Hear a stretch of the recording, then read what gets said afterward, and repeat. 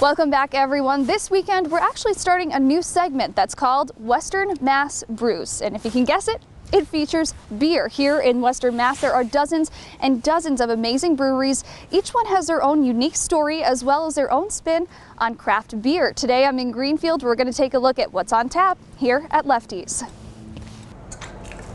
It all started with a nickname and a love of beer for Bill Goldfarb, who once worked as a commercial roofer.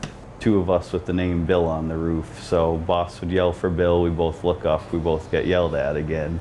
So it became lefty and righty because I was left-handed. And once he became a home brewer, Lefty's was born. Plus, my beautiful wife is also a lefty, so we figured it was a no-brainer, you know? Bill and Melissa began brewing beer in Bernardston 10 years ago, making about 2 barrels or 62 gallons. Now we're brewing around 15 to 20 barrel batches here. Now in Greenfield, the two have beers of all varieties. The big focus of ours is never to have a flagship beer, but to always make a beer for everybody. Which is clear from their lineup. Their winter seasonals have a maple theme with the Maple Ale, Maple Oatmeal Stout, and a creation called the Big Brekkie. That's basically breakfast in a bottle. Maple syrup from Mount Massiment Sugar Shack in Shelburne.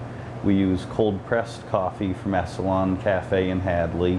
We use flaked oats, we use organic cocoa nibs, and then we dry hop it with hormone-free, nitrate-free bacon. Their ingredients, when possible, are sourced from farms and sugar shacks in the valley and surrounding communities. Plus, each beer features a label designed by a local artist, featuring friendly faces like the Goldfarb's pets, and even shares stories like their wedding day.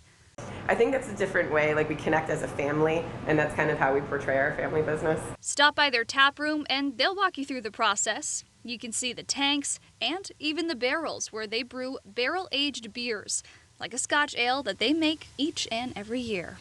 Nice butterscotch coming out of there. You obviously get some really nice bourbon flavors that just complement amazing with the types of beers that we offer here. And that's not the only way that they infuse flavor. If you stop by the tap room, you can also have a beer that's been randled, which means beer from their tap is infused with other flavors through this device sitting on ice. We're running the golden ale through the limes and lemons, and then we're running the Irish stout through the maple-soaked bourbon chips and the vanilla beans.